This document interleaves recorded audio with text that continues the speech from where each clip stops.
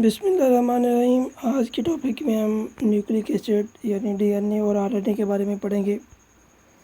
Nucleic acid को 1869 के अंदर एम एफ मैस्टर एक साइंटिस्ट था जिसने सबसे पहले इसको आइसोलेट किया क्योंकि इसको न्यूक्लाई से यानी न्यूक्लियस से आइसोलेट किया था और इसकी एसिडिक नेचर थी। इसी वजह से इसका नाम न्यूक्लिक एसिड रख दिया गया। यानी न्यूक्लिक से न्यूक्लियस और एसिड मतलब एसिडिक नेचर। तो ये डीऑक्सी राइबोन्यूक्लिक एसिड भी होती हैं और राइबोन्यूक्लिक एसिड भी होती हैं। हम देखते हैं इसमें फ़र्क क्या है। आमतौर पर डीएनए जो है ना वो क्रोमोसोम के अंदर मौजूद होता है और क्रोमोसोम आपको पता है न्यूक्लियस के अंदर मौजूद होता है। ये सेल है और सेल के न्यूक्लियस में क्रोमोसोम्स मौजूद होते हैं और इसकी थोड़ी सी मिकदार माइटोकॉन्ड्रिया के अंदर और क्लोरोप्लास्ट में भी होता है। ये आमतौर पर एमसीक्यूज भी आता है, आपने अच्छे तरीके से इसको ज़हन नशीं कर लेना है कि डीएनए माइटोकॉन्ड्रिया, क्लोरोप्लास्ट और क्रोमोसोम्स के अंदर मौजूद होती हैं। इसके अलावा जो आरएनए और डीएनए है यानी राइबो और डीऑक्सी राइबोन्यूक्लिक एसिड, उसमें यहाँ पे एक फ़र्क आता है कि यहाँ पे दूसरी कार्बन के डीऑक्सी में ऑक्सीजन रिमूव हो चुकी होती है, जबकि राइबो में इस जगह पे OH लगा होता है, ये ऑक्सीजन रिमूव नहीं होती। तो दूसरी पोजीशन से ऑक्सीजन के रिमूव होने के अमल को हम बोलते हैं डीऑक्सी राइबोस। और 5 कार्बन के ये 5 कार्बन है, देखें इस यहाँ पे देखें 1 2 3 4 और ये 5। तो 5 कार्बन को बोलते हैं राइबोस। तो ये 5 कार्बन का एक राइबोस शुगर होती है। तो इसके तीन चीज़ें अगर लगी हों तो इसको हम बोलते हैं न्यूक्लियोटाइड। न्यूक्लियोटाइड क्या है? जिसमें एक राइबोस शुगर हो, यहाँ भी हम देख लेते हैं जिसमें एक राइबोस शुगर हो,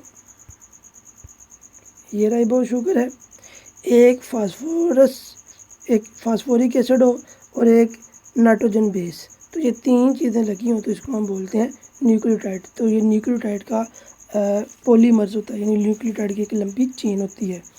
तो बस ये फ़र्क है कि डीएनए के अंदर डीऑक्सी राइबोन्यूक्लियोटाइड होती हैं और आरएनए के अंदर राइबोन्यूक्लियोटाइड्स होती हैं। इसके अलावा इसमें 3 चीज़ें होती हैं। हमने जैसे डायग्राम में देखा भी कि मोनोसैकेराइड्स एक चेन होती है, यानी 5 कार्बन की एक चेन होती है, एक नाइट्रोजन बेस होती है और फास्फोरिक एसिड होता है।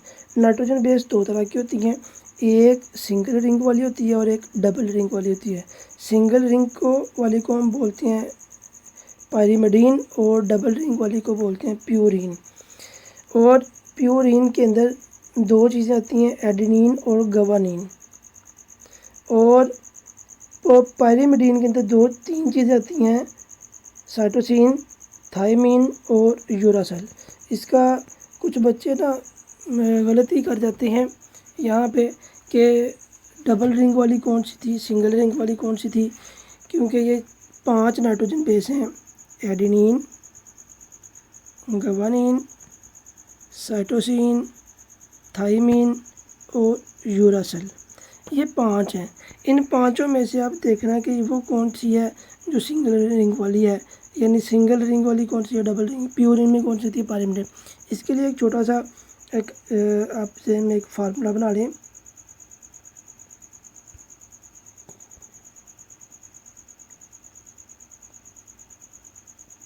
टक आपने बिस्किट देखे होंगे अक्सर, उसकी एडवर्टाइजमेंट में आती है हल्का फुल्का टक। तो आप ये टक से अंदाज़ा लगा लें कि ये सिंगल रिंग वाली होगी, हल्की होगी ना। तो इसमें थायमीन, यू से यूरासिल और सी से साइटोसिन, ये सिंगल रिंग वाली होंगी, यानी टक वाली सिंगल रिंग में है और बाकी 2 ही रह जाती हैं, वो प्यूरिन के अंदर आ जाएंगी। इसी तरह नाइट्रोजन बेस के जो है ना वो पहली पोजीशन पे लगी होती हैं। नाइट्रोजन बेस ये पहली कार्बन है, ये वाली पहली कार्बन है और इसके ऊपर ये नाइट्रोजन बेस लगी हुई है। और जो फास्फोरिक एसिड है वो पोजीशन नंबर 5 पे लगी, तो ये 5वीं कार्बन है और इसके साथ ये फास्फोरस लगी हुई है। तो जब फास्फोरस लगती है तो इससे ये जो 2 चीज़ें हैं, ये जो दो चीज़ें हैं, इन दो चीज़ों के कम्बिनेशन को बोलती हैं न्यूक्लियोसाइड। और न्यूक्लियोसाइड, ये इतना न्यूक्लियोसाइड हो गया, और इसके साथ अगर फास्फोरस भी लगी हो तो इसको बोलते हैं न्यूक्लियोटाइड।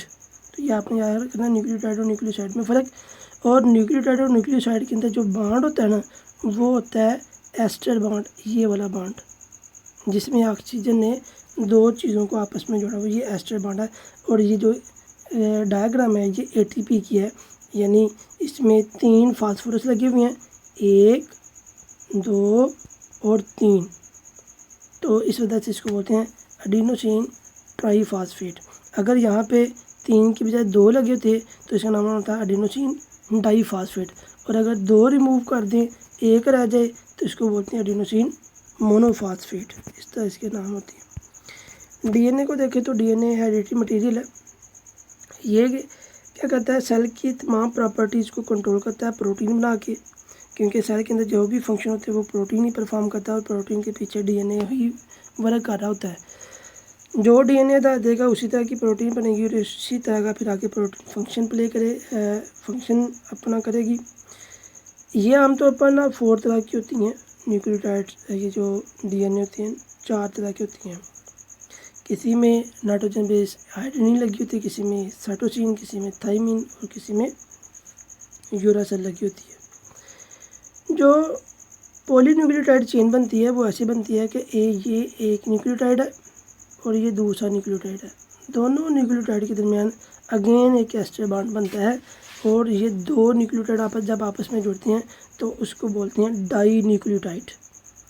और जब ये 3 लग जाएंगे, यहाँ पे एक और लग जाए, तो इसको बोलेंगे ट्राई न्यूक्लियोटाइड।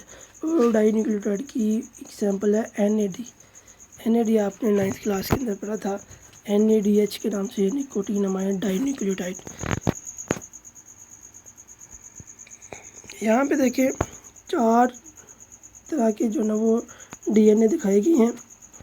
चारों तरह के DNA और RNA भी की 4 तरह के हैं। यहाँ पे आपने एक फ़र्क और भी देखना है कि जो यूरासिल है ना, यूरासिल वो सिर्फ RNA में होती है, DNA में यूरासिल नहीं होती। और जो थाइमिन है वो सिर्फ DNA के अंदर होती है, RNA के अंदर नहीं होती। इस तरह इसकी 4 बनती हैं। अगर एडेनिन लगी हो तो इसका नाम होगा AMP। तो पीछे डाई को शो कर रहा है, तो ये बन जाएगा डाई न्यूक्लियोटाइड एडेनिन मोनोफॉस्फेट। और अगर गवानीन लगी हो तो GMP यानी गुआनोसिन मोनोफॉस्फेट। इसी तरह साइटोसिन लगी हो तो CMP, और अगर थाइमिन लगी हो तो TMP। इसी तरह अगर RNA के अंदर हो तो AMP, इसके साथ पीछे D नहीं होगा, क्योंकि ये अकेली राइबोज है, इसलिए इसको AMP ही शो करेंगे। DNA के अंदर साथ स्मॉल d भी लगाएंगे, जो कि डाई को शो करेगा, डीऑक्सी को शो कर रहा है। अर्वन चार्गफ एक साइंटिस्ट है, उसने 1951 के अंदर एक रेशो निकाली नाइट्रोजन बेस की। उसने देखा कि मतलब उसने एनिमल्स के अंदर इसकी रेशो निकाली कि एडेनिन जो है और थाइमिन, इनकी रेशो तकरीबन बराबर आ रही थी। ये देखें 29 है, ये 28 है, 27 हैं, इधर भी 27 हैं, 31 हैं, इधर 32 हैं। इसी तरह गवानीन 19 और ये भी 19, ये 21, ये भी 21। तो उसने ये देखा A और T आपस में बराबर आ रही है, उधर से C और G आपस में बराबर आ रहे हैं। तो उसने ये अंदाज़ा लगाया कि शायद ये आपस में बॉन्डिंग बनाती हैं। तो इसकी एक्सप्लेनेशन विल्सन और फ्रैंकलिन ने करने की कोशिश की, एक्सरेज कीजिए, लेकिन ये तो इतने कामयाब नहीं हुए।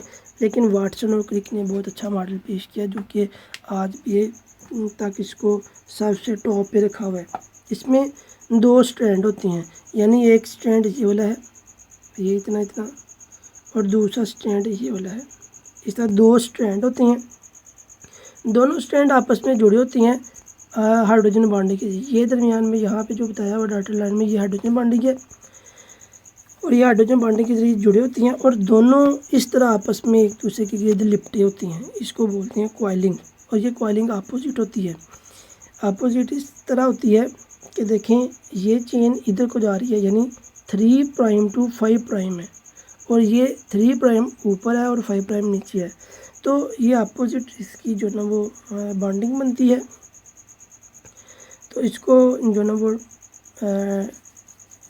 बोलते हैं डबल हेलिक्स।